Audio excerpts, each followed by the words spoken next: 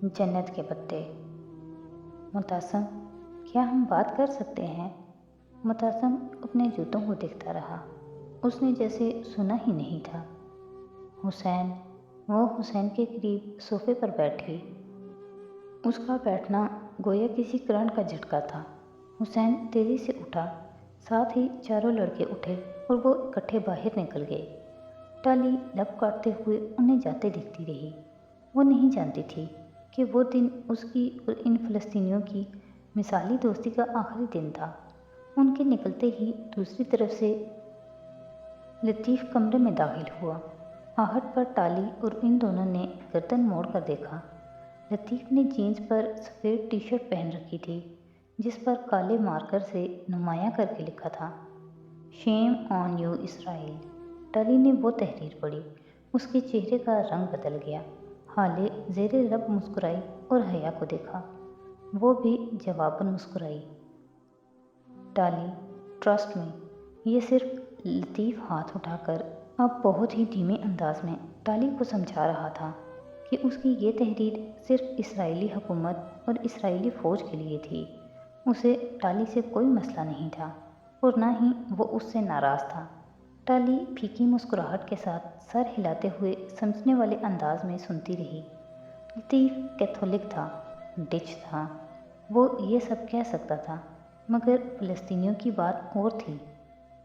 जो उन्होंने किया हाले और हया को बिल्कुल दुरुस्त लगा था।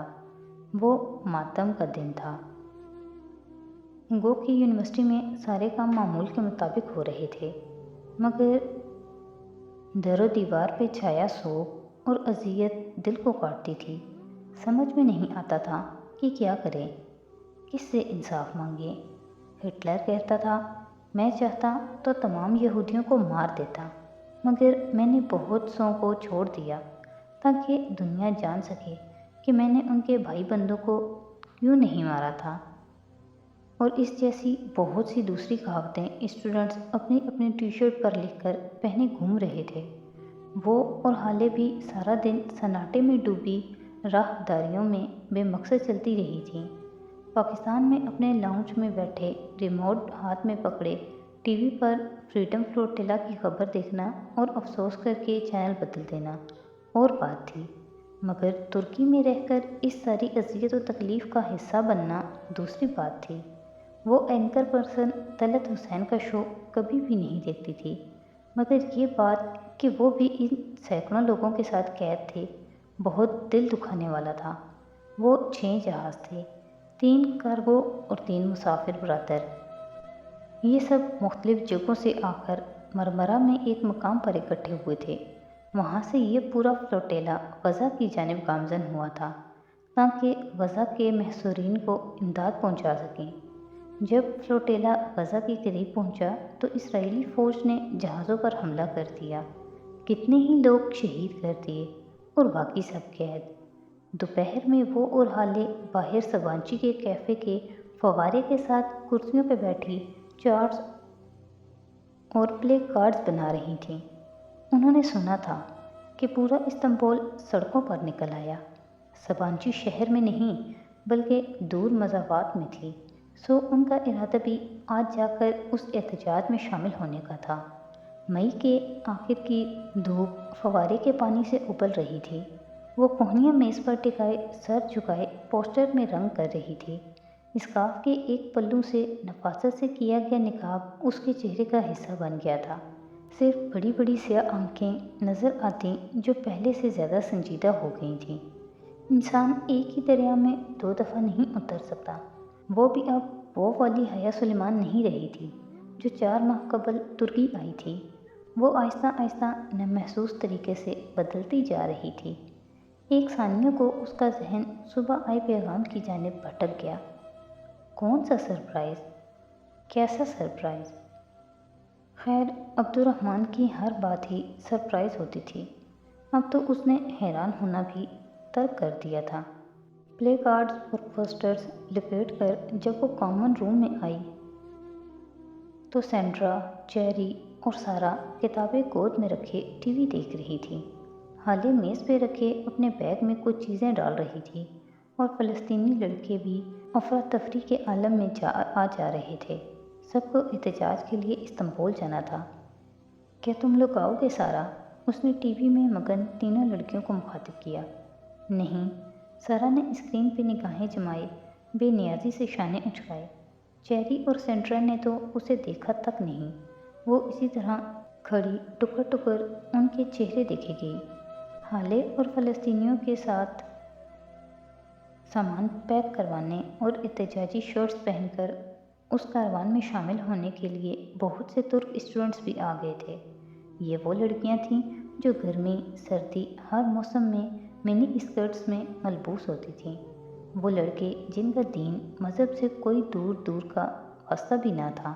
کانوں میں بالی اور قابل اعتراض تصاویر والی شرٹس اور جینز پہننے والے سب ایک ہو گئے تھے، مگر وہ لڑکیاں، چیری، سارا اور ٹالی، وہ جن کے ساتھ حیا اور ٹی جے رات کو گھنٹوں باتیں کرتی تھیں، جو ساتھ کھاتی پیتی، سوتی جاگتی، ہنستی بولتی تھیں، اب وہی لڑکیاں اجنبی بنی بیٹھی تھیں۔ یہ لوگ کیوں نہیں چل رہے؟ سب واضح تھا، پھر بھی اس نے الجھن بھرے انداز میں ہالے سے دھیرے سے پوچھا۔ ہالے نے سارا والی بے نیازی سے شانے اچکائے، کیونکہ وہ مسلمان نہیں ہے حیا۔ وہ بالکل چپ کھڑی رہ گئی۔ ان 4 ماہ میں انہیں ترک، پاکستانی، فلسطینی، نارویجین، ڈچ، چائنیز، اسرائیلی اور ایسی ہی درجنوں تفریقات میں بانٹا گیا تھا، مگر آج قومیت کے سارے فرق مٹ گئے تھے۔ یہودی، عیسائی، بدھسٹ سب ایک طرف ہو گئے تھے اور مسلمان اسٹوڈنٹس ایک طرف۔ اور وہ بھی کن سرابوں کے پیچھے دوڑا کرتی تھی، اسے بھی کن لوگوں کا لباس، کن کا رہن سہن اچھا لگتا تھا۔ انجم باجی اور جاوید بھائی سمیت وہ سب جب ٹاکسم میں پہنچے تو وہ 5 منٹ کے لیے معذرت کر کے تیزی سے استقلال اسٹریٹ کی طرف چلی آئی۔ اسے جہان کو بھی اپنے ساتھ لینا تھا، جتنے زیادہ مسلمان اتنا بہتر تھا۔ برگر کنگ پر معمول کی گہما گہمی تھی۔ وہ ریسٹورانٹ کی میز سے ہٹ کر اندر جانے والے دروازے میں داخل ہو گئی۔ کچن میں ایک ترک لڑکی اور ایک نیا لڑکا کام کر رہے تھے، دونوں شیف تھے۔ سلام، جہان کہاں ہیں؟ اس نے ارد گرد نگاہیں دوڑاتے ہوئے لڑکے کو مخاطب کیا۔ وہ ابھی تو یہیں تھا، گوشت کاٹ رہا تھا۔ اب شاید، لڑکے نے مڑ کر ایک دوسرے دروازے کی طرف دیکھا، شاید ڈریسنگ روم میں ہو یا باتھ روم میں۔ اسی پل ڈریسنگ روم کا دروازہ کھلا۔ حیا نے بے اختیار گردن موڑ کر دیکھا۔ جہان اندر داخل ہو رہا تھا، یوں کہ سر جھکائے وہ آنکھوں کو انگلیوں سے رگڑ رہا تھا۔ جہان، اس نے پکارا تو جہان نے چپ کر گردن اٹھائی۔ اس کی آنکھیں بھیگی اور سرخ سی ہو رہی تھیں۔ وہ بمشکل مسکرایا اور سلیب کی طرف آیا۔ السلام علیکم، تم کب آئی؟ وہ اس سے نظریں ملائے بغیر گردن جھکا کر گوشت کے ٹرے اٹھانے لگا۔ ابھی تم ٹھیک ہو؟ وہ بغور اس کا چہرہ دیکھ رہی تھی۔ ہاں، بس پیاز کاٹنے سے آنکھوں میں تھوڑی جلن ہو رہی تھی، تو ابھی منہ دھونے لگا تھا۔ اتنی لمبی وضاحت، وہ بھی جہان دے، اور پیاز؟ اس نے ارد گرد دیکھا، پیاز تو کہیں نہیں تھا۔ تم بتاؤ، کیسے آئیں؟ ہم اسٹریٹ پر پروٹیسٹ کے لیے جا رہے ہیں، فریڈم فلوٹیلا پہ حملے کے خلاف۔ تم چلو گے؟ پروٹیسٹ کیوں؟ ان بحری جہازوں میں اسلحہ نہیں تھا؟ اسلحہ؟ نہیں جہان، ان میں دوا اور خوراک تھی۔ اس نے اچنبھے سے جہان کو دیکھا۔ کیا وہ اتنا بے خبر تھا؟ یہ تو تم کہہ رہی ہو، اسلحہ نہ ہوتا تو اسرائیلی کیوں روکتے اسے؟ وہ لاپرواہی سے کہتے ہوئے گوشت کے قطلے کھٹاکھٹ کاٹ رہا تھا۔ جہان، کیا تمہیں لگتا ہے کہ ان کو کسی وجہ کی ضرورت ہے؟ یہ ان کی آپس کی جنگ ہے حیا۔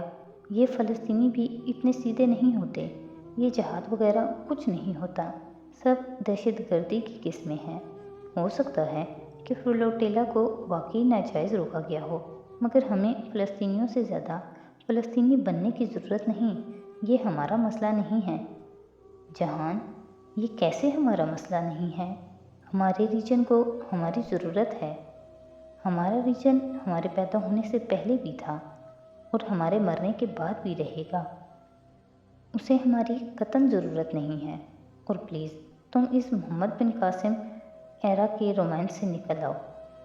وہ بہت بے نیازی سے گردن جھکائے کام کرتے ہوئے کہہ رہا تھا، یہ کیسا جہاد ہے کہ بوڑھے ماں باپ کو چھوڑ کر بندوق اٹھائے نکل پڑو۔ جہاد تو وہ ہوتا ہے جو ایک آدمی اپنے گھر والوں کے لیے مشقت کر کے روز کماتا ہے، جو میں کرتا ہوں، جو اس ریسٹورانٹ میں میرے ورکرز کرتے ہیں۔ جہنم کیا تمہارا ریسٹورانٹ؟ بہرحال میں تم سے متفق نہیں ہوں، اور اگر تم غلط ہو کر اتنے پر اعتماد ہو سکتے ہو تو میں صحیح ہو کر پر اعتماد کیوں نہ ہوں؟ وہ تلخی سے کہہ کر پلٹ گئی۔ جہان نے ایک نظر اسے جاتے دیکھا، پھر سر جھٹک کر کام کرنے لگا۔ مسلمان اسٹوڈنٹس کا دوسرے ترک باسیوں کے ساتھ اسٹریٹ پروٹیسٹ جاری تھا۔ پلے کارڈز اور بینر اٹھائے وہ نعرے بلند کرتے آگے بڑھ رہے تھے۔ ایک شخص زور سے پکارتا تھا، ڈاؤن ود، تو باقی لوگ ہم آواز ہو کر اسرائیل چلاتے۔ ہر طرف ڈاؤن ود اسرائیل کے نعرے کی گونج تھی۔ پاکستان میں ایسے مظاہروں میں عموماً مردوں عورتوں کے درمیان تفریق سی ہوتی تھی، مگر ترکوں میں دونوں صنف اکٹھے ہی ریلی میں چل رہے تھے۔ یوں بہت بچ بچ کر چلنا پڑتا، مگر اس کا ذہن ابھی تک جہان میں اٹکا تھا۔ ہر ایک کے لیے سیاسی تجزیات الگ ہوتے ہیں، سب کو اپنی رائے رکھنے کا حق ہے، مگر اسے کیوں بار بار رونا آ رہا تھا، اور وہ کیوں بار بار اپنے آنسو بمشکل روک رہی تھی؟